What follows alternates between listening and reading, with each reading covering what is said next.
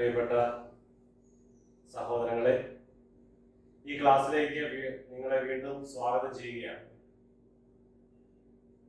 നമ്മൾ കഴിഞ്ഞ ക്ലാസ്സിൽ ഡിസ്കസ് ചെയ്തത് ഏതാണ് നിങ്ങൾക്ക് ഓർമ്മയിൽ ഉണ്ടാകുമെന്ന് ഞാൻ വിചാരിക്കുകയാണ്. ഇന്ത്യയുടെ സംസ്ഥാന യൂണിയൻ ടെറിട്ടറീസിന്റെ രൂപീകരണമാണ് നമ്മൾ ചർച്ച ചെയ്തുകൊണ്ട് വരുന്നത്. 1956 സ്ഥാപിതമായ എല്ലാ സംസ്ഥാനങ്ങളെയും പറ്റിയും അതോടൊപ്പം തന്നെ യൂണിയൻ ടെറിട്ടറീസിനെയും പറ്റി നമ്മൾ ചർച്ച ചെയ്തു. ഏതാണ് അതിന്റെ കാര്യങ്ങൾ, അത് എങ്ങനെയാണ് രൂപീകരണം നടന്നതെന്നൊക്കെ കഴിഞ്ഞ ക്ലാസ്സുകൾ നമ്മൾ കണ്ടു. അതിന്റെ ബാക്കിയായിട്ടാണ് ഇനി നമ്മൾ മുന്നോട്ട് പോകുന്നത്. ഇനി നമ്മൾ കാണാൻ പോകുന്നത് ഇന്ത്യ ആഫ്റ്റർ 1956. 1956 സംസ്ഥാന യൂണിയൻ ടെറിട്ടറീസ് രൂപം കൊണ്ടു. അതിനുശേഷം കുറെ മാറ്റങ്ങൾ വന്നു. അത് നമ്മൾ ഓർക്കുന്നുണ്ട്, നിങ്ങൾ ഓർക്കുന്നുണ്ടാവും. 14 സംസ്ഥാനങ്ങളും എത്ര യൂണിയൻ ടെറിട്ടറീസുമായിരുന്നു അന്നുണ്ടായിരുന്നത്? 6 union territories. പിന്നീട് ഇപ്പോൾ അത് 28 യൂണിയൻ ടെറിട്ടറീസ്. എത്രയാണെന്ന് നിങ്ങളോട് ചിന്തിക്കാൻ ഞാൻ കഴിഞ്ഞ ക്ലാസ്സിൽ പറഞ്ഞിരുന്നു. അത്രയും യൂണിയൻ ടെറിട്ടറീസും ഇന്ന് ഉണ്ട്. അപ്പൊ അതിലേക്ക് നമ്മൾ വരികയാണ്. India after 1956. ഓക്കെ, നിങ്ങൾ ഈ ഭൂപടം കാണുമെന്ന് വിചാരിക്കുന്നു. ഏകദേശം ഇന്ത്യയുടെ അന്നത്തെ 1956 എങ്ങനെയായിരുന്നു എന്നുള്ളതാണിത്. മഹാരാഷ്ട്ര നേരത്തെ ബോംബെ സ്റ്റേറ്റ് ആയിരുന്നു. മഹാരാഷ്ട്ര രൂപം കൊണ്ടത്, മഹാരാഷ്ട്ര സ്റ്റേറ്റ് ആയിട്ട് രൂപം കൊണ്ടത്, സൗരാഷ്ട്ര കൂടെ ആഡ് ചെയ്തിട്ട് രൂപം കൊണ്ടത് 1960-ലാണ്. നമ്മുടെ സ്റ്റേറ്റിനെ ഒപ്പം ക്യാപിറ്റൽ ഏതാണെന്ന് നോക്കുന്നുണ്ട്. ക്യാപിറ്റൽ നിങ്ങൾക്ക് അറിയാം, എന്നിരുന്നാലും എല്ലാ സ്റ്റേറ്റുകളുടെയും ക്യാപിറ്റൽ കാണാപ്പാടം പഠിച്ചിരിക്കണം. ചിലപ്പോഴൊക്കെ പരീക്ഷയ്ക്ക് ചോദിക്കാറുണ്ട്, ചില സംസ്ഥാനങ്ങളുടെ ക്യാപിറ്റൽ വരെ ചോദിക്കാറുണ്ട്. വളരെ സിമ്പിൾ ആയിട്ട് നമ്മൾ എടുക്കുന്ന കാര്യമാണ്. പക്ഷെ ചിലപ്പോൾ ചില നോർത്ത് ഈസ്റ്റേൺ സംസ്ഥാനങ്ങളിൽ നിന്നും ക്യാപിറ്റൽ നിങ്ങൾക്ക് കിട്ടണമെന്നില്ല. അപ്പോൾ അതൊക്കെ നന്നായിട്ട് മനപ്പാടമാക്കി തന്നെ മുന്നോട്ട് പോവുക. ഏതായാലും മഹാരാഷ്ട്ര 1960, ക്യാപിറ്റൽ ഏതാ? മുംബൈ, നമുക്ക് അറിയാവുന്നതാണ്. ഗുജറാത്ത് 1960, ക്യാപിറ്റൽ ഏതാ? ഗാന്ധിനഗർ. അഹമ്മദാബാദ് ആയിരുന്നു, അത് ഗാന്ധിനഗർ ആയി. വലിയ ദൂരമൊന്നുമില്ല. ആ സ്ഥലം തന്നെ പേര് മാറ്റി. അഹമ്മദാബാദ് പേരുണ്ട്, പക്ഷെ ഗാന്ധിനഗർ ആണ് ക്യാപിറ്റൽ എന്നറിയപ്പെടുന്നത്, തലസ്ഥാനം. അടുത്തത് ഗോവ. ഗോവയെ പറ്റി അല്പം ദീർഘമായിട്ട് ബാക്കിയുള്ള വെറുതെ ഓടിച്ചു പോകാതെ ഒന്ന് ചിന്തിച്ചുകൊണ്ടാണ് നമ്മൾ മുന്നോട്ട് പോകുന്നത്. ഗോവ 1961. ഗോവ സംസ്ഥാന രൂപീകരണമായത് 1987-ലാണ്. സംസ്ഥാന രൂപീകരണം നടന്നത്. നമ്മൾ കഴിഞ്ഞ ദിവസം പോർച്ചുഗീസിന്റെ ആധിപത്യത്തെ പറ്റി പറഞ്ഞപ്പോൾ ഇതിനെപ്പറ്റി നമ്മൾ സംസാരിച്ചിരുന്നു കഴിഞ്ഞ ക്ലാസ്സിൽ. ഒന്നുകൂടെ നമ്മൾ അതിനെപ്പറ്റി വിശദമായിട്ട് ഇതിലേക്കൊന്ന് ചിന്തിക്കുകയാണ്. ഗോവ 1961 എങ്ങനെയായിരുന്നു സംസ്ഥാന രൂപീകരണം നടന്ന് ചിന്തിക്കുക. ഞാനിവിടെ എഴുതി വെച്ചുകൊണ്ട് നിങ്ങൾ അങ്ങനെ എഴുതരുത്. സംസ്ഥാന രൂപീകരണം നടന്ന 1987-ലാണ്. മുഴുവൻ ഒരു സ്റ്റേറ്റിന്റെ മുഴുവൻ അധികാരങ്ങളും കിട്ടിയ 1987-ലാണ്. പക്ഷെ ഗോവ 1961 എന്തായിരുന്നു? എന്താണ് 61-ന്റെ പ്രത്യേകത? 61-ന്റെ പ്രത്യേകത ഇവിടെ ഒരു ഓപ്പറേഷൻ വിജയ് എന്ന് ഞാൻ എഴുതി വെച്ചിട്ടുണ്ട്. ആ ഓപ്പറേഷൻ വിജയ് എന്താണ്? നേരത്തെ ക്ലാസ്സിൽ പറഞ്ഞ കാര്യങ്ങളൊന്ന് ഓർമ്മിക്കുക. പോർച്ചുഗീസിന്റെ ആധിപത്യത്തിലായിരുന്നു ഗോവയും ദാമൻ ആൻഡ് ദിയു, പിന്നെ ദാദ്ര ആൻഡ് നാഗർ ഹവേലി.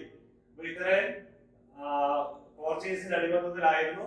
അപ്പോൾ ഈ 1961-ലാണ് പോർച്ചുഗീസിൽ നിന്നും എല്ലാ യൂണിയൻ ടെറിട്ടറീസും നമ്മൾ പിടിച്ചെടുക്കുന്നത്. 1961 ഇന്ത്യൻ ആർമി ഇൻവേഡഡ് വിത്ത് ഓപ്പറേഷൻ വിജയ്. അതിന് പറയുന്ന ആ ഒരു മിലിറ്ററി ഓപ്പറേഷന് പറയുന്ന പേര് operation Vijay, resulting in annexation of Goa and Daman and Diu Islands into the Indian Union.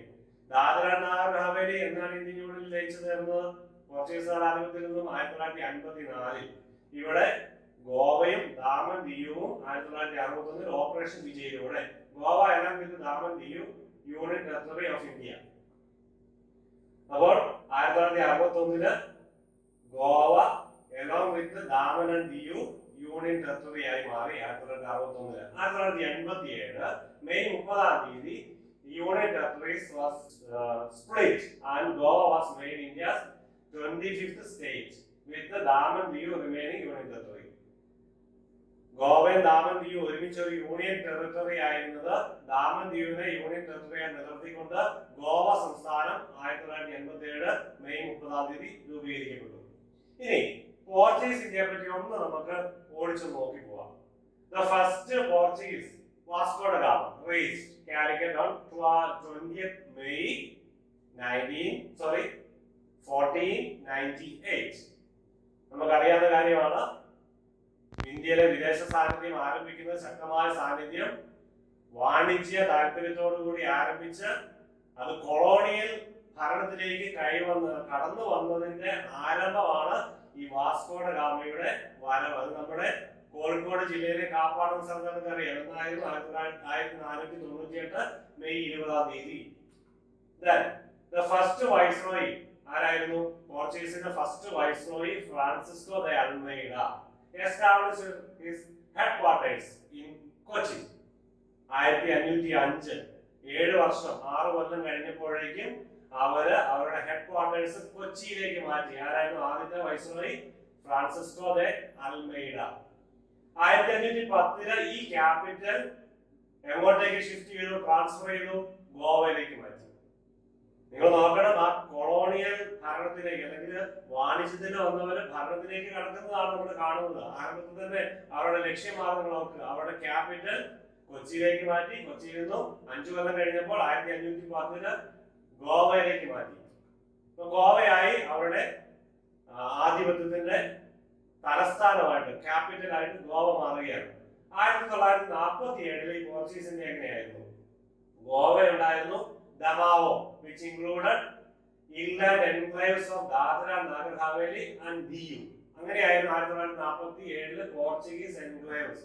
3 ഡിസ്ട്രിക്റ്റുകളായിട്ടാണ് പോർച്ചുഗീസിന്റെ ആധിപത്യം ഉണ്ടായിരുന്നത്. ബ്രിട്ടീഷുകാർ ഉണ്ടായിരുന്നതിന് മുമ്പ്. അപ്പൊ പോർച്ചുഗീസുകാരുടെ സാന്നിധ്യം ഇപ്രകാരമായിരുന്നു. 1947 ഒന്ന് ഗോവയിലായിരുന്നു, രണ്ടാമത് ദമാവോ എന്ന് പറഞ്ഞാൽ ദാദ്ര നാഗർ ഹാവേലി. ഓക്കെ, ഒപ്പം തന്നെ ഈ ദാദ്ര നാഗർ ഹാവേലി വ്യത്യസ്തമായ എൻക്ലേവ് ആണ്, തൊട്ടടുത്ത് കിടക്കുന്നൊന്നുമല്ല. അല്പം മാറി നിങ്ങളൊന്ന് മാപ്പെടുത്ത് നോക്കുക. ദാദ്ര നാഗർ ഹാവേലിയുടെ സ്ഥലം ഒന്ന് നോക്കുക, അല്പം മാറിയാണ് എന്റെ സ്ഥലം. അപ്പൊ അത് മൂന്നാമത്തേത് ദിയു. ഇങ്ങനെ 3 ഡിസ്ട്രിക്റ്റുകളായിരുന്നു 1947 പോർച്ചുഗീസുകാർ ഉണ്ടായിരുന്നത്. Portugal lost effective control of the enclaves of Dadra and Nagar Haveli 1954. നമ്മൾ നേരത്തെ പറഞ്ഞു കഴിഞ്ഞു. Okay, then 61 Nehru government was annexed the rest of the overseas territory to India. നമ്മൾ പറഞ്ഞു കഴിഞ്ഞ കാര്യങ്ങളാണ്, ഒന്നുകൂടെ ആവർത്തിക്കുന്നതേ ഉള്ളൂ. Goa along with Daman and Diu became union territory of India. Okay, നമ്മൾ പറഞ്ഞു കഴിഞ്ഞതാണ്. ഇനി in spite of this, ഇത് പ്രത്യേകം ശ്രദ്ധിക്കുക, നമ്മള് 1961 ഇന്ത്യൻ യൂണിയനിലേക്ക് പിടിച്ചെടുത്തു എങ്കിലും ഇവരുടെ ആധിപത്യം അവസാനിക്കുന്ന അവര് ഈ സുപ്രീമസി അല്ലെങ്കിൽ നമുക്ക് ഇന്ത്യൻ യൂണിയന് കൂടുതൽ പവർ ഇന്ത്യൻ ഈ സ്റ്റേറ്റുകൾക്ക് നൽകുന്നത് 1974 പിന്നെയും വർഷങ്ങൾ കഴിഞ്ഞിട്ടാണ്. ഇന്ത്യൻ യൂണിയൻ ചേർന്നു, ഇന്ത്യൻ യൂണിയൻ ടെറിട്ടറി. പക്ഷെ അവർ അംഗീകരിക്കുന്നത് 1974 നടന്ന ഒരു ട്രീറ്റിയിലൂടെയാണ്. അതായത് after Carnation Revolution and the fall of Estado Novo regime by a treaty. അപ്പോൾ 1974 പോർച്ചുഗലിൽ നടന്ന ഒരു റവല്യൂഷൻ ആണ് ഈ കാർണേഷൻ റവല്യൂഷൻ. അത് ഞാൻ ഇപ്പോൾ എക്സ്പ്ലെയിൻ ചെയ്യുന്നില്ല. അത് പുതിയ ഒരു വിപ്ലവം പോർച്ചുഗലിൽ ഉണ്ടാവുകയാണ്. അതിന് ആ വിപ്ലവത്തിന്റെ പരിണിത ഫലമായിട്ട് അന്ന് വരെ ഉണ്ടായിരുന്ന എസ്താദോ നോവോ റെജീം അത് നിലം പതിക്കുകയും അതിന് പരിണിത ഫലമായിട്ട് ഇന്ത്യയുടെ കാര്യത്തിൽ ഒരു തീരുമാനം എടുക്കുകയും ചെയ്യാണ്. ഇന്ത്യയുടെ ആധിപത്യത്തിൽ The treaty was signed on 31st December 1974. അതാണ് പൂർണ്ണമായിട്ട് അവര് ഓട്ടോണമി അംഗീകരിച്ച് നൽകുന്നത്. പക്ഷെ 1961 ഓൾറെഡി ഇന്ത്യ പിടിച്ചെടുത്തു. പിന്നെ അവർക്ക് അധികാരമൊന്നുമില്ല, പക്ഷെ അവർ അംഗീകരിക്കുന്നതാണ് 74. അപ്പൊ ഈ 2 വർഷം മാറിപ്പോകാതെ നിങ്ങൾ പ്രത്യേകം ശ്രദ്ധിക്കും എന്ന് കരുതുകയാണ്. ഇനി നാഗാലാൻഡ് എന്തായിരുന്നു ഫോം ചെയ്തത്? 1963. ക്യാപിറ്റൽ ഏതാണ്? കൊഹിമ. നോർത്ത് ഈസ്റ്റേൺ സ്റ്റേറ്റുകളൊന്ന് ഓർത്തിരിക്കുക. ഇതൊക്കെ നോർത്ത് ഈസ്റ്റേൺ സ്റ്റേറ്റുകളാണ്. നോർത്ത് ഈസ്റ്റേൺ സ്റ്റേറ്റുകൾ ഏതൊക്കെയാണ്? ഒന്ന് ചിന്തിച്ചു നോക്കിയേ, ഏതൊക്കെയാണ് ഒന്ന് പറ. ഒന്ന് ആസാം, രണ്ടാമത്തേത് സിക്കിം, മൂന്നാമത്തേത് നാഗാലാൻഡ്. നാലാമത്തേത് അരുണാചൽ പ്രദേശ്. അഞ്ചാമത്തേത് ത്രിപുര. ആറാമത്തേത് മണിപ്പൂർ. ഏഴാമത്തേത് മിസോറാം. ഓക്കെ, അപ്പോൾ അത് നോർത്ത് ഈസ്റ്റേൺ സ്റ്റേറ്റിൽപ്പെട്ടതാണ് നാഗാലാൻഡ്. ഇതില് 6 സ്റ്റേറ്റുകൾ ഒരുമിച്ച് സിക്കിം അല്പം മാറിയാണ്. ബംഗ്ലാദേശ് വെസ്റ്റ് ബംഗാളിന്റെ മുകളിലാണ്. ഇതിനോട് നോർത്ത് ഈസ്റ്റേൺ സ്റ്റേറ്റ് ഒരുമിച്ചല്ല, വെസ്റ്റ് ബംഗാൾ കഴിഞ്ഞിട്ട് ഒരു അല്പം മാറിയാണ് സിക്കിം. എന്നാലും നോർത്ത് ഈസ്റ്റേൺ സ്റ്റേറ്റിലാണ് ഈ 7 സംസ്ഥാനങ്ങൾ പെടുന്നത്. അതിൽ ഒന്നാണ് നാഗാലാൻഡ്. ക്യാപിറ്റൽ കോഹിമ. 1963 നാഗാലാൻഡ് രൂപീകരിക്കുന്നത്. ആസാമിനെ പറ്റി പറയുമ്പോൾ ഒന്നുകൂടി നമ്മൾ ഇതിനെപ്പറ്റി ചിന്തിക്കുന്നതാണ്. ഇനി Punjab 1966. Haryana was separated as an independent state. അതിനു മുമ്പ് ഈ പഞ്ചാബിനോട് ചേർന്നാണ് ഹരിയാന ഉണ്ടായിരുന്നത്. അപ്പൊ 1966 ഹരിയാന സെപ്പറേറ്റ് ചെയ്തു എന്ന് പഞ്ചാബിൽ നിന്നും. Both Punjab and Haryana. അപ്പൊ അവിടെ ക്യാപിറ്റലിന്റെ പ്രശ്നം വന്നു. അതുവരെ ക്യാപിറ്റൽ ആയിരുന്ന പഞ്ചാബിന്റെ ക്യാപിറ്റൽ ചണ്ഡീഗഡ് ആണ്. ഹരിയാന തിരിഞ്ഞപ്പോൾ ഹരിയാനയ്ക്ക് ഒരു ക്യാപിറ്റൽ വേണം. അപ്പോൾ ഒരു കോമൺ ക്യാപിറ്റൽ എടുക്കുകയാണ്. അതാണ് ചണ്ഡീഗഡ്. ഹരിയാനയ്ക്കും പഞ്ചാബിനും ഒരേ ക്യാപിറ്റൽ ആണ്. അതേതാണ്? ചണ്ഡീഗഡ്. മറന്നു പോകരുത്. ഒപ്പം ചണ്ഡീഗഡ് ഇത് രണ്ടിന്റെയും ഭാഗമല്ല എന്ന് ഓർക്കണം. അതൊരു യൂണിയൻ ടെറിട്ടറി ആണ് ഇന്ന്. ചണ്ഡീഗഡ് യൂണിയൻ ടെറിട്ടറി ആണ്. പഞ്ചാബിന്റെ ഹരിയാനയുടെയും ക്യാപിറ്റൽ സ്ഥിതി ചെയ്യുന്നത് അവിടെ തന്നെയാണ്. അപ്പോൾ യൂണിയൻ ടെറിട്ടറി സ്ഥിതി ചെയ്യുന്നുണ്ട്, അതിന്റെ ഭരണ സംവിധാനമുണ്ട്. പഞ്ചാബിന്റെ ഭരണ സംവിധാനമുണ്ട്. അപ്പോൾ ഹരിയാനയുടെ ഭരണ സംവിധാനമുണ്ട്. എന്നാണ് ഇയർ 1966. ഈ ഹരിയാന നമ്മളിപ്പോ കണ്ടു. 1966 ക്യാപിറ്റൽ നമ്മൾ കണ്ടു Chandigarh. Okay, next Himachal Pradesh 1971 with the merger of 30 princely states in 1950 and in 1956 was declared a union territory. Himachal Pradesh അന്നൊരു യൂണിയൻ ടെറിട്ടറി ആയിരുന്നു. ഒരു സ്റ്റേറ്റ് ആയിട്ട് രൂപീകരിക്കപ്പെട്ടത് 1971. ക്യാപിറ്റൽ ഏതാണ്? ഷിംല. മണിപ്പൂർ 1972. ഇത് നോർത്ത് ഈസ്റ്റേൺ സ്റ്റേറ്റിൽ പെട്ടതാണ്. നോക്കുക, ക്യാപിറ്റൽ ഏതാണ്? ഇംഫാൽ. 1972. അടുത്തത് മേഘാലയ. ഇത് നോർത്ത് ഈസ്റ്റേൺ സ്റ്റേറ്റ് ആണ്. Meghalaya formed as an autonomous state within Assam 1970. ആസാമിനുള്ളിൽ ഒരു ഓട്ടോണമസ് സ്റ്റേറ്റ് ആയിട്ട് 1970 മാറി. 72 it separate from Assam with the capital Shillong. Okay, അപ്പോ മേഘാലയ ഷില്ലോങ് ക്യാപിറ്റൽ ആയിട്ട് 1972 പൂർണ്ണ അധികാരമുള്ള ഒരു സ്റ്റേറ്റ് ആയിട്ട് മാറി. അടുത്തത് Arunachal Pradesh 1987. It was controlled by the central government but was part of Assam region. Assam റീജിയന്റെ ഭാഗമായിരുന്നു ഇത്. പക്ഷെ സെൻട്രൽ ഗവൺമെന്റ് ആയിരുന്നു നിയന്ത്രിച്ചിരുന്നതിന് കാരണമുണ്ട്. ആസാം ഒരു ഡിസ്പ്യൂട്ടഡ് ഏരിയ ആണ്. ആരുമായിട്ട്? ചൈന. ചൈനയാണ് കാര്യം ചോദിക്കട്ടെ. ചൈനയുമായിട്ട് ഒരു അതിർത്തിയുണ്ട്. ആ അതിർത്തിയുടെ പേരെന്താണ്? ഇന്ത്യയുടെ അതിർത്തിയുടെ ചൈന അതിർത്തിയുടെ പേരെന്താണ്? McMahon line. ഇന്ന് കഴിഞ്ഞ ക്ലാസ്സിൽ നമ്മൾ കണ്ടു. പാകിസ്ഥാൻ ഇന്ത്യയുടെ അതിർത്തി അറിയപ്പെടുന്ന പേര് സർ സിറിൽ റാഡ്ക്ലിഫിന്റെ പേരിലാണ് അറിയപ്പെടുന്നത്. റാഡ്ക്ലിഫ് ലൈൻ എന്ന പേരിലാണ് അറിയപ്പെടുന്നത്. ഇന്ത്യ ചൈന ബോർഡർ അറിയപ്പെടുന്നത് മക്മോഹൻ ലൈനാണ്. ഈ മക്മോഹൻ ലൈൻ അരുണാചൽ പ്രദേശിന്റെ അടുത്തോടെയാണ്. അരുണാചൽ പ്രദേശ് ചൈനയുടെ ഭാഗമാണ്, ചൈനയുടെ അതിർത്തി പ്രദേശമാണ്. അതുകൊണ്ട് ഇന്ത്യ ഗവൺമെന്റിന്റെ ഭാഗമാണ്. 1972 it became a union territory. 72 union territory ആയിരുന്നു. 87 it became an independent state. Capital ഏതാണ്? ഇറ്റാനഗർ. സിക്കിം. സിക്കിമിന്റെ കാര്യം ഒന്നുകൂടി ഒന്ന് ചിന്തിക്കണം. അല്പം ഒരു വ്യത്യാസമുണ്ട്. 75 വരെ 1975 വരെ നമ്മൾ കഴിഞ്ഞ ക്ലാസ്സിൽ കണ്ട ഒരു പ്രൊട്ടക്ടറേറ്റ് സ്റ്റേറ്റ് ആയിരുന്നു. പ്രൊട്ടക്ടറേറ്റ് സ്റ്റേറ്റ് എന്ന് പറഞ്ഞാൽ എന്താ? താഴത്തെ സെന്റൻസ് വായിച്ചു നോക്കുക. Sikkim was to be a tributary of India in which India controlled its external defense, diplomacy and communication. രാജാവിന്റെ ഭരണത്തിന്റെ കീഴിലായിരുന്നു. പക്ഷേ ഇന്ത്യ ഗവൺമെന്റിന്റെ ഈ കാര്യത്തിലെല്ലാം സംരക്ഷിതമായിരുന്നു. കാരണം അതൊരു അതിർത്തി പ്രദേശമായതുകൊണ്ട് തന്നെ ഇന്ത്യ പ്രത്യേകമായി സംരക്ഷിച്ചിരുന്നു. 1975 പൂർണ്ണമായിട്ടും ഇന്ത്യൻ സംസ്ഥാനമായിട്ട് സിക്കിം മാറി. ഏതാണ് ക്യാപിറ്റൽ? ഗാംഗ്ടോക്ക്. ഇനി മിസോറാം. ഇതൊരു നോർത്ത് ഈസ്റ്റേൺ സ്റ്റേറ്റ് ആണ്. 1987 This was a district of Assam and was declared union territory in 72. 72 union territory ആയി. 1987 ഒരു ഇൻഡിപെൻഡന്റ് സ്റ്റേറ്റ് ആയിട്ട് മിസോറാം മാറി. ക്യാപിറ്റൽ ഏതാണ്? ഐസ്വാൾ. നെക്സ്റ്റ് ഛത്തീസ്ഗഡ്. ഛത്തീസ്ഗഡ് 2000 രൂപീകരിക്കുന്നത്. The Central Indian State of Chhattisgarh was carved out of Madhya Pradesh. Madhya Pradesh എന്ന വലിയ സംസ്ഥാനമായിരുന്നു. ആ മധ്യപ്രദേശ് വിഭജിച്ചിട്ടാണ് 2000 റായ്പൂർ തലസ്ഥാനമായി ഛത്തീസ്ഗഡ് രൂപീകരിക്കുന്നത്. ഛത്തീസ്ഗഡ് എന്നാണ് വായിക്കുന്നതെങ്കിലും എഴുതുന്നത് നോക്കുക, അതിന്റെ സ്പെല്ലിംഗ് ഒന്ന് ശ്രദ്ധിക്കുക. 2000 ഛത്തീസ്ഗഡ് റായ്പൂർ തലസ്ഥാനമായി ക്യാപിറ്റലായിട്ട് രൂപീകരിക്കപ്പെട്ടു.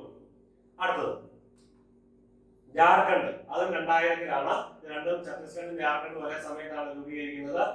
Tribal dominated state. അതൊരു ട്രൈബൽ ഡോമിനേറ്റഡ് സ്റ്റേറ്റ് ആണ്. ബീഹാറിൽ നിന്നും ബൈഫർക്കേറ്റ് ചെയ്തിട്ടാണ് ജാർഖണ്ഡ് രൂപീകരിക്കുന്നത്. ഒരു ട്രൈബൽ ഡോമിനേറ്റഡ് ഏരിയ ആണ് ജാർഖണ്ഡ്. ജാർഖണ്ഡ് ഇപ്പോഴും ട്രൈബൽ ഏരിയ ആണ്. നമുക്കറിയാം മാവോയിസ്റ്റുകളൊക്കെ ശക്തമായ പ്രദേശങ്ങളിൽ ഒന്നാണ് ഇവിടെയൊക്കെ. അപ്പോൾ അത് ആദിവാസി വിഭാഗത്തിൽപ്പെട്ട ജനങ്ങളാണ് ഇവിടെ കൂടുതലും താമസിക്കുന്നത്. ഓക്കെ, അത് 2000 രൂപീകരിക്കുന്നത്. ക്യാപിറ്റൽ ഏതാണ്? റാഞ്ചി. അടുത്തതിലേക്ക് നമുക്ക് കടക്കാം. ഉത്തരാഖണ്ഡ്. അത് 2000 Uttarakhand the hilly state of Uttaranchal. Uttaranchal ആയിരുന്നു ആദ്യത്തെ പേര്. പിന്നീട് അത് ഉത്തരാഖണ്ഡ് ആയിട്ട് മാറി. 2000 രൂപീകരിക്കുന്നു. ഡെറാഡൂൺ ആണ് ക്യാപിറ്റൽ സിറ്റി. അവിടെ പോയി കഴിഞ്ഞാൽ വളരെ രസകരമായ സ്ഥലമാണ്. വളരെ ഹിമാലയത്തിന്റെ പ്രദേശങ്ങളൊക്കെ ഉൾക്കൊള്ളുന്ന വളരെ മനോഹരമായ ഒരു സ്ഥലമാണ് ഉത്തരാഖണ്ഡ്. നിങ്ങൾക്ക് ഏതെങ്കിലും കാലത്ത് അവിടെ പോകാൻ പറ്റിയാൽ ഉത്തരാഖണ്ഡ് നല്ലൊരു സ്ഥലമായിട്ട് തിരഞ്ഞെടുക്കാവുന്നതാണ്. സഞ്ചരിക്കാൻ താല്പര്യമുള്ളവർക്ക് ഉത്തരാഖണ്ഡ് നല്ലൊരു സ്ഥലമാണ്. ഉത്തരാഖണ്ഡിൽ കൂടെയൊക്കെയാണ് ഗംഗയുടെ നല്ല പ്രദേശങ്ങൾ ഒഴുകുന്നത്. ഋഷികേശ് ഉത്തരാഖണ്ഡിലാണ്. നമ്മുടെ ഹിന്ദു പ്രധാന തീർത്ഥാടന കേന്ദ്രമായ ബദരീനാഥും കേദാർനാഥും ഉത്തരാഖണ്ഡിലാണ്. ഗംഗ ഒഴുകുന്ന ഉത്തരാഖണ്ഡ് എന്ന് പറഞ്ഞ ഗംഗയുടെ മലം ഈ ഹിമാലയത്തിന്റെ മലകളിൽ നിന്നും ഗംഗോത്രിയിൽ നിന്നും ഉയർക്കൊണ്ട് ഗംഗ അളകനന്ദ എന്ന പേരിൽ ഗംഗ താഴോട്ടൊഴുകി ഗംഗയും ഭഗീരഥി നദിയും തമ്മിൽ ഒരുമിക്കുമ്പോഴാണ്, അളകനന്ദയും ഭഗീരഥി നദിയും കൂടെ ഒരുമിക്കുമ്പോഴാണ് ഗംഗ എന്നുള്ള പേര് സംഭവിക്കുന്നത്. ഇന്ത്യയുടെ ഏറ്റവും പ്രധാനപ്പെട്ട നദി, വലിയ നദി, പുണ്യനദി എന്ന് പറയുന്നത് ഗംഗയാണ്. അതുകൊണ്ടാണ് ഗംഗയുടെ കാര്യം ഉത്തരാഖണ്ഡ് എന്ന് പറയുമ്പോൾ പെട്ടെന്ന് എനിക്ക് ഗംഗയെ പറ്റി ഓർമ്മ വന്നത്. അതുകൊണ്ട് ഉത്തരാഖണ്ഡ് എന്ന് പറയുമ്പോൾ നമുക്ക് ഗംഗയെ ഓർക്കണം. ഏത് സ്ഥലത്ത് വെച്ചാണ് ഈ ഭഗീരഥിയും അളകനന്ദയും കൂടെ ഒരുമിച്ച് ഗംഗ എന്നുള്ള രൂപം പ്രാപിക്കുന്നത്? ദേവപ്രയാഗ്. ശ്രദ്ധിക്കുക, ദേവപ്രയാഗ് എന്ന സ്ഥലത്ത് നിന്നാണ് ഗംഗ ഉയർത്തുന്നത്. അതിനു മുമ്പ് അളകനന്ദ. ബദരീനാഥിൽ പോയി കഴിഞ്ഞാൽ കാണാൻ സാധിക്കും അളകനന്ദ അതിലൂടെ ഒഴുകി വരുന്നത്. കേദാർനാഥിലൂടെയാണ് ഭഗീരഥി ഒഴുകി വരുന്നത്. ഇത് രണ്ടും കൂടെ ദേവപ്രയാഗ് വെച്ച് ഒന്നിക്കുന്നു, കോൺഫ്ലുവൻസ്. പിന്നീട് അങ്ങോട്ട് ഒരുമിച്ചാണ് സഞ്ചാരം. അവിടെ ത്രിവേണി സംഗമം ഉണ്ടെന്നാണ് ഹൈന്ദവ വിശ്വാസം. എന്താണ് ത്രിവേണി സംഗമം? ഈ രണ്ട് അളകനന്ദയും ഭഗീരഥയും കൂടെ ഒരുമിക്കുന്ന സ്ഥലത്ത്, ഗംഗയായിട്ട് മാറുന്ന സ്ഥലത്ത്, അവിടെ സരസ്വതി അണ്ടർഗ്രൗണ്ട് നദിയായിട്ട് ഒരു പുണ്യ നദി സരസ്വതിയും കൂടെ അവിടെ ഒന്ന് ചേരുന്നുണ്ടെന്നാണ് അവരുടെ വിശ്വാസം. അങ്ങനെയാണ് ത്രിവേണി സംഗമം, 3 നദികളുടെ സംഗമം എന്ന് അറിയപ്പെടുന്നത്.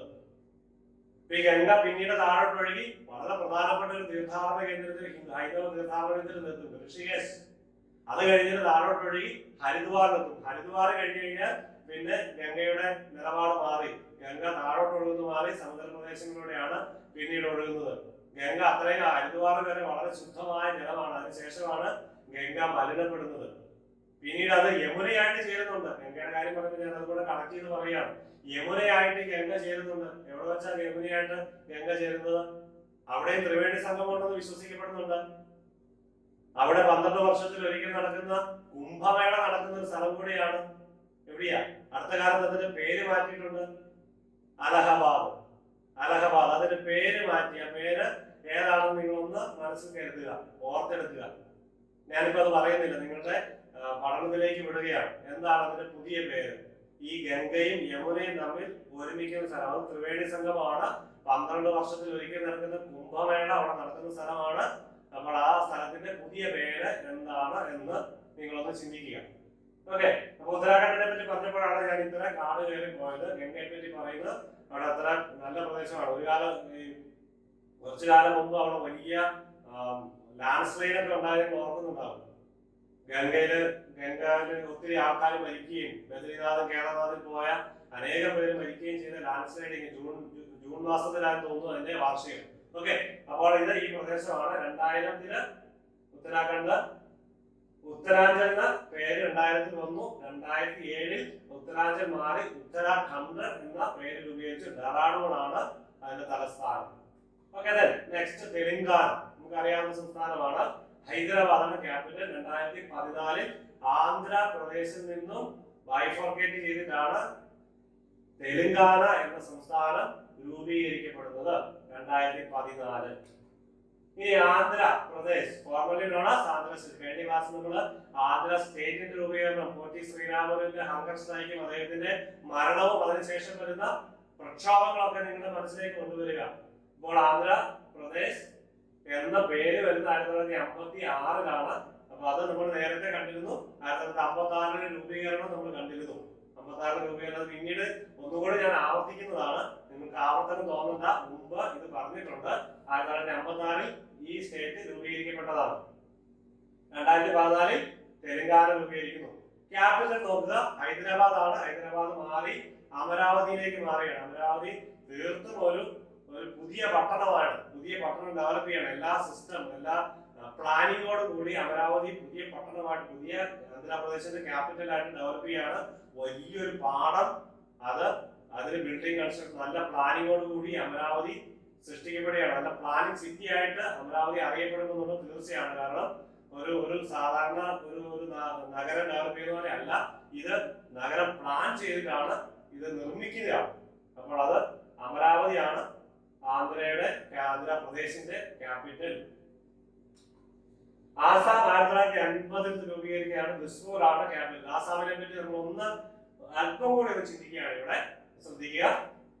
ആസാം സിൻസ് ഇന്ത്യൻ ഇൻഡിപെൻഡൻസ്, ഇന്ത്യയുടെ സ്വാതന്ത്ര്യ സമയത്ത് ആസാം എങ്ങനെയായിരുന്നു? Assam became a constituent state of India in 1950. ഇന്ത്യയുടെ ഭരണപരമായ ഒരു സംസ്ഥാനമായിട്ട് 1950 ആസാം വന്നു. 1961-62 ആസാമിൽ നിന്നാണ് നോർത്ത് ഈസ്റ്റേൺ സ്റ്റേറ്റുകൾ വിഭജിക്കപ്പെടുന്നത്. അതുകൊണ്ടാണ് ഞാൻ ആസാമിന്റെ കാര്യം ഒന്ന് ചിന്തിക്കാനായിട്ട് നിങ്ങളുടെ ശ്രദ്ധയിലേക്ക് കൊണ്ടുവരാനായിട്ട് ശ്രമിക്കുന്നത്. 1961 62 കാലഘട്ടത്തിൽ Chinese armed forces disputing McMahon line India China border as the boundary between India and Tibet. ഇവിടെ ഈ ബൗണ്ടറി, അതായത് ഈ ബൗണ്ടറിയിലുള്ള സ്റ്റേറ്റ്, നോർത്ത് ഈസ്റ്റേൺ സ്റ്റേറ്റ് എന്തിന്റെ കീഴിലായിരുന്നു? ഇവിടെ നിന്ന് വായിച്ചത് north east frontier agency. North eastern frontier ഏജൻസിയുടെ കീഴിലാണ് NEFA. അതിന്റെ കീഴിലാണ്. അരുണാചൽ പ്രദേശൊക്കെ സെൻട്രൽ ഗവൺമെന്റിന്റെ കീഴിലായിരുന്നു, ഇന്ത്യ ഗവൺമെന്റിന്റെ നേരിട്ടുള്ള ഭരണത്തിന്റെ കീഴിലായിരുന്നു നേരത്തെ കണ്ടു. ഇതാണ് north east frontier agency. Now Arunachal Pradesh but then the part of Assam. അപ്പോൾ 1961-62 കാലഘട്ടത്തിൽ ഈ ചൈന 62 ഇന്ത്യ ചൈന വാർ നിങ്ങൾ ഓർക്കും.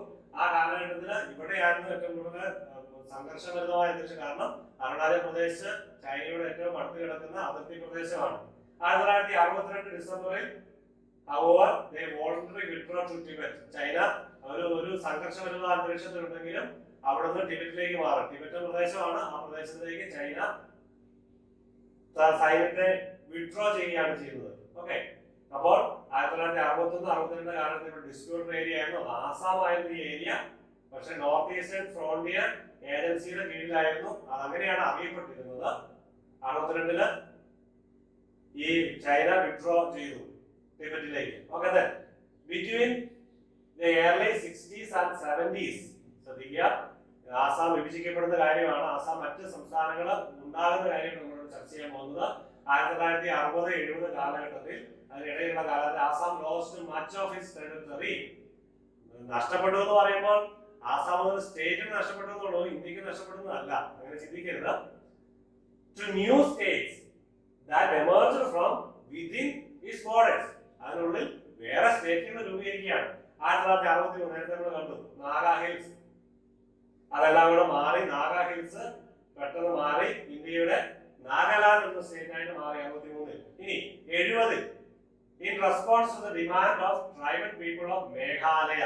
പിന്നെ അവിടെ ട്രൈബൽ പീപ്പിൾ, മേഘാലയയിലെ ട്രൈബൽ പീപ്പിളിന്റെ ആവശ്യം പരിഗണിച്ചുകൊണ്ട് അവിടെ വീണ്ടും ഒരു സംസ്ഥാനം രൂപീകരിക്കുകയാണ്. The district comprising the Khasi hills, Jaintia hills and Garo hills were formed into an autonomous state within Assam, and in 72 it became a separate state under the name of Meghalaya. ആസാമിൽ നിന്നും 72-ല് മേഘാലയ 70-ൽ തുടങ്ങിയ ഒരു പ്രക്ഷോഭം അല്ലെങ്കിൽ ഡിമാൻഡ് ഓഫ് ട്രൈബൽ പീപ്പിൾ, ഇവിടുത്തെ Meghalaya പ്ലാറ്റോയിലെ tribal people അവരുടെ demand അംഗീകരിച്ചുകൊണ്ട് 72-ൽ ആസാമിൽ നിന്നും മേഘാലയ ഒരു ഷില്ലോങ് ആസ്ഥാനമാക്കി മറ്റൊരു സംസ്ഥാനമായി രൂപീകരിക്കപ്പെടുകയാണ്. ഇനി 72-ൽ അരുണാചൽ പ്രദേശ്, അതുവരെ നോർത്ത് ഈസ്റ്റ് ഫ്രോണ്ടിയർ ഏജൻസിയുടെ NEFA അതിന്റെ ഭാഗമായിരുന്ന അരുണാചൽ പ്രദേശ് 1972-ൽ മറ്റൊരു സംസ്ഥാനമായിട്ട് ആസാമിൽ നിന്ന് മാറുകയാണ്. മിസോറാമും അതേപോലെ തന്നെ 1972-ൽ പുതിയ സംസ്ഥാനമായിട്ട് മാറുകയാണ്.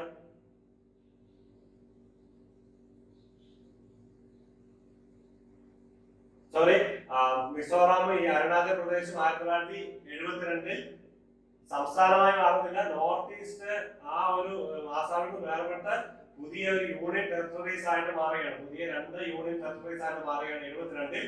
അത് 2 സ്റ്റേറ്റും 2 യൂണിയൻ ടെറിട്ടറീസും 1987-ലാണ് സ്റ്റേറ്റ് ആയിട്ട് മാറുന്നത്. അരുണാചൽ പ്രദേശും മിസോറാമും 1972-ൽ ഈ ആസാം റീജിയനിൽ നിന്നും മാറി ഒരു 2 കേന്ദ്രഭരണ പ്രദേശമാവുകയും 1987-ൽ അത് 2 സ്റ്റേറ്റുകളായി മാറുകയും ചെയ്യുകയാണ്. ആസാമിന്റെ ഒരു പ്രത്യേകതയാണ് ഇനി പറയാൻ പോകുന്നത്. It is bounded to the north by countries of Bhutan and Bangladesh. 2 സംസ്ഥാനങ്ങളുടെ 2 രാജ്യങ്ങളുടെ അയൽ രാജ്യങ്ങൾ അതിർത്തി പങ്കിടുന്നതാണ് ആസാം. ഭൂട്ടാനും ഉണ്ട്, ബംഗ്ലാദേശും ഉണ്ട്. 2 സൈഡില് ഭൂട്ടാനും ഉണ്ട്, മുകളിൽ താഴെ ബംഗ്ലാദേശും ഉണ്ട്. North by countries of Bhutan and Bangladesh south ആണ്. Okay, the state of Arunachal Pradesh. പിന്നെ എത്ര സ്റ്റേറ്റുകളായിട്ട് ചുറ്റപ്പെട്ട് കിടക്കുന്നതാണ് നോക്കുക. The state of Arunachal Pradesh, Nagaland, Manipur, Mizoram, Tripura, Meghalaya and west Bengal. എത്ര സംസ്ഥാനമുണ്ട്? ആസാമിന്റെ അതിർത്തിയിലുള്ള സംസ്ഥാനങ്ങൾ എത്രയാ? അരുണാചൽ, നാഗാലാൻഡ്, മണിപ്പൂർ, മിസോറാം, ത്രിപുര, മേഘാലയ, വെസ്റ്റ് ബംഗാൾ. 7 സംസ്ഥാനങ്ങളുടെ അതിർത്തി പങ്കിടുന്നതാണ്. ഞാനൊരു ചോദ്യം ചോദിക്കട്ടെ. ഏറ്റവും കൂടുതൽ അതിർത്തി പങ്കിടുന്ന ഇന്ത്യൻ സംസ്ഥാനം ഏതാ? മറ്റ് സംസ്ഥാനങ്ങളുമായി ഏറ്റവും കൂടുതൽ അതിർത്തി പങ്കിടുന്ന ഇന്ത്യൻ സംസ്ഥാനം ഏതാ? ഒരു വിദേശ രാജ്യമായിട്ടും അത് അതിർത്തി പങ്കിടുന്നുണ്ട്. ഇത് 2 വിദേശ രാജ്യങ്ങളുണ്ട്. ആ ഒരു സംസ്ഥാനം ഒരു വിദേശ രാജ്യമായിട്ട് പങ്കിടുന്നുണ്ട്. 9 സ്റ്റേറ്റുകളും 9 ഇന്ത്യൻ സ്റ്റേറ്റുകളുമായിട്ട് അതിർത്തി പങ്കിടുന്നുണ്ട്. ഒരു വിദേശ രാജ്യമായിട്ട് പങ്കിടുന്നുണ്ട്. അത് നിങ്ങളൊന്ന് പഠിച്ചു വെക്കുക. ഏതാണ് ഏറ്റവും കൂടുതൽ ഇന്ത്യൻ സംസ്ഥാനങ്ങളുമായിട്ട് അതിർത്തി പങ്കിടുന്ന ഇന്ത്യൻ സംസ്ഥാനം ഏതാണെന്ന് പഠിച്ചു വെക്കുക. ഓക്കെ, അത് നിങ്ങളുടെ പഠനത്തിനായിട്ട് വിടുകയാണ്. ഇത് ആസാം 7 സംസ്ഥാനങ്ങളെ ചുറ്റപ്പെട്ട് കിടക്കുന്നു. അതോടൊപ്പം തന്നെ ഛത്തീസ്ഗഡും 7 ഉണ്ട്. അപ്പൊ അതിനേക്കാളും കൂടുതലാണ് മറ്റൊരു സംസ്ഥാനം. അതാണ് 9 സംസ്ഥാനം ഒരു അയൽ രാജ്യം. ഇനി Bihar 1950. State was formed by English on 22 March 1912. അത് അന്ന് ഇംഗ്ലീഷുകാർ സ്ഥാപിച്ചതാണ്.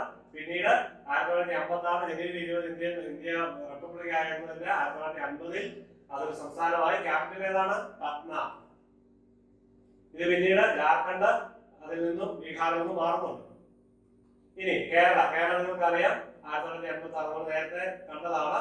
ഇന്ത്യയിൽ ഫുൾ സ്റ്റേറ്റ് ഹുഡ് കിട്ടിയത് 1956 നവംബർ 1. തലസ്ഥാനം ഏതാ?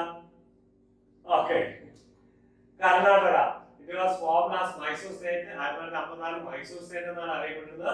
പിന്നീട് കന്നഡ സ്പീക്കിംഗ് റീജിയൻ അത് ഉൾപ്പെടുത്തിക്കൊണ്ട് മൈസൂർ സ്റ്റേറ്റ് രൂപീകരിച്ചു. അതിനുശേഷം കർണാടക 1973 റീനെയിം ചെയ്തു. 1973 റീനെയിം ചെയ്ത് 56 തന്നെയാണ് ഇത് മൈസൂർ സ്റ്റേറ്റ് തന്നെയാണ് കർണാടകയായിട്ട് മാറുന്നത്. 1956 തന്നെ രൂപീകരിക്കുന്നത് നേരത്തെ കണ്ടതാണ്. 73 കർണാടക എന്ന പേര് സ്വീകരിക്കുന്നു. ബംഗളൂരു ആണ് ക്യാപിറ്റൽ. മധ്യപ്രദേശ് 1956 നേരത്തെ കണ്ടതാണ്.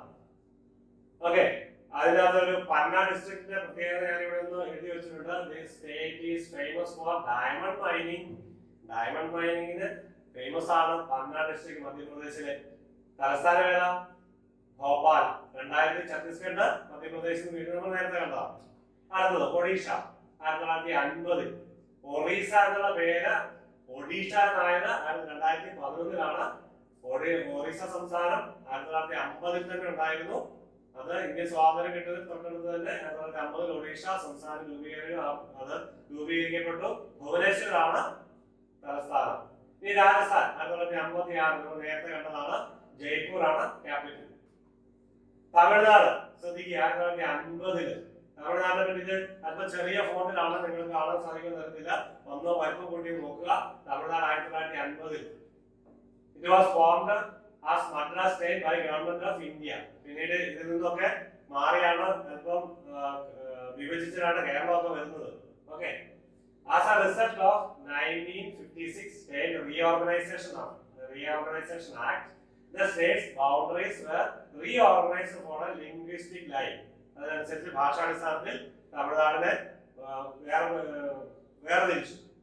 The state was finally renamed Tamil Nadu.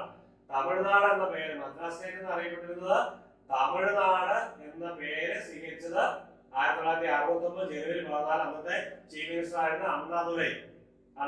ചെന്നൈയാണ് capital. 1969 Tamil Nadu എന്നുള്ള പേര് വരുന്നത്. ആഘോഷങ്ങൾ കേരളം 1956 നവംബർ 1 തന്നെ കേരള സംസ്ഥാനം ഉപയോഗിച്ച് അന്ന് മുതൽ ഇന്നും കേരളം തന്നെയാണ്. മറ്റൊരു പേര് മാറ്റുന്നില്ല. കേരള മാറ്റി കേരളം എന്നാക്കണമെന്ന് പറയുന്നുണ്ട്. കേരളം തന്നെയാണ് ഇപ്പൊ നമ്മൾ ഉപയോഗിക്കുന്നത്. മലയാളത്തിൽ കേരളം. ത്രിപുര 1972. ബംഗ്ലാദേശ് അതിർത്തിയുണ്ട്. Surrounded by Bangladesh. Tripura remain union territory. 1972 വരെ യൂണിയൻ ടെറിട്ടറി ആയിരുന്നു. നമ്മൾ 56 കണ്ടു ത്രിപുര യൂണിയൻ ടെറിട്ടറി ആയിരുന്നു. 56 യൂണിയൻ ടെറിട്ടറി ത്രിപുരയുണ്ട്. When it became independent state 1972 independent state ആയിട്ട് മാറുന്നു. ക്യാപിറ്റൽ ഏതാ? അഗർത്തല. അടുത്തത് ഉത്തർപ്രദേശ് UP 1950. ലക്നൗ ആണ് ക്യാപിറ്റൽ. 1956 ബൗണ്ടറി ചേഞ്ച് ഒന്നും വരുത്തിയിട്ടില്ല. 1950 തന്നെ ഉത്തർപ്രദേശ് ഉണ്ടായിരുന്നു. പ്രധാനപ്പെട്ട ഒരു സ്റ്റേറ്റ് ആണ്. ഇന്ത്യയിലെ പ്രധാനപ്പെട്ട ഏറ്റവും വലിയ സംസ്ഥാനമാണ് ഇത് ഉത്തർപ്രദേശ്. യോഗി ആദിത്യനാഥാണ് അവിടുത്തെ മുഖ്യമന്ത്രി. നിങ്ങൾക്കറിയാം. വെസ്റ്റ് ബംഗാൾ 1947 തന്നെ. ബംഗാളിന് വളരെ പ്രാധാന്യം ഉണ്ടായിരുന്നു. ബ്രിട്ടീഷുകാരുടെ ഒരു ആരംഭത്തിലെ പ്രോവിൻസ് ആയിരുന്നു ബംഗാൾ. നിങ്ങൾക്കറിയാം. റോബർട്ട് ക്ലൈവിന്റെ ഒക്കെ ആസ്ഥാനം ബംഗാളായിരുന്നു. ഇവിടെയാണ് ഏത് യുദ്ധം വന്നത്? 1757 ഏതായിരുന്നു? പ്ലാസി യുദ്ധമൊക്കെ ബംഗാളിലായിരുന്നു, വെസ്റ്റ് ബംഗാളിലായിരുന്നു. ബംഗാൾ വിഭജനം 1905 നടന്നു. പിന്നീട് അത് വിഭജനം ക്യാൻസൽ ചെയ്തു. പിന്നീട് ഇവിടെ ഈ ബംഗാൾ വിഭജിച്ചിട്ടാണ് ഈസ്റ്റ് ബംഗാൾ, ഏതാണത്? ബംഗ്ലാദേശ് അല്ലെങ്കിൽ ഈസ്റ്റ് പാകിസ്ഥാൻ എന്ന പേരില് 47 വരുന്നത്. ബംഗാളിന്റെ ഈസ്റ്റേൺ പ്രദേശം ബംഗാൾ രണ്ടായിട്ട് വിഭജിച്ച് അതാണ് ഇപ്പം വെസ്റ്റ് ബംഗാൾ എന്നറിയപ്പെടുന്നത്. ബംഗാൾ വിഭജിച്ചിട്ട് east Bengal, west Bengal. West Bengal Indian യൂണിയനും ഈസ്റ്റ് ബംഗാൾ പാകിസ്ഥാനും. 1947 ഈസ്റ്റ് ബംഗാൾ അറിയപ്പെട്ടിരുന്നത് ഈസ്റ്റ് പാകിസ്ഥാൻ എന്ന പേരിൽ അറിയപ്പെട്ടു. അത് പിന്നീട് 1971 ബംഗ്ലാദേശ് ആയിട്ട് രൂപീകരിക്കുകയാണ്. ബംഗ്ലാദേശ് ലിബറേഷൻ വാർ. അത് നിങ്ങൾ നോക്കിക്കഴിഞ്ഞാൽ നിങ്ങൾക്ക് മനസ്സിലാകും. ഓക്കെ, കൊൽക്കത്തയാണ് തലസ്ഥാനം. When India gained independence 1947, Bengal was partitioned along religious lines. അത് ഞാൻ ഈ പറഞ്ഞ വിഭജനം ഉണ്ടായിരുന്നു. ഈസ്റ്റ് ബംഗാളും വെസ്റ്റ് ബംഗാളും. അത് എന്തിന്റെ ബേസിസിലായിരുന്നു വിഭജനം? Religious line. അവിടെ മുസ്ലിം ഭൂരിപക്ഷം ഉണ്ടായിരുന്നു, ഹിന്ദു ഭൂരിപക്ഷം ഉണ്ടായിരുന്നു. ഹിന്ദു ഭൂരിപക്ഷം ഉണ്ടായിരുന്ന ഇന്ത്യയിലേക്കും മുസ്ലിം ഭൂരിപക്ഷം ഉണ്ടായിരുന്ന പാകിസ്ഥാനിലേക്കും, ഈസ്റ്റ് പാകിസ്ഥാനിലേക്കും ഈസ്റ്റ് ബംഗാളിലേക്കും മാറി. വെസ്റ്റേൺ പാർട്ട് ഓഫ് ഇന്ത്യ, അത് പറഞ്ഞ കാര്യം തന്നെയാണ് ഇവിടെ ഉള്ളത്.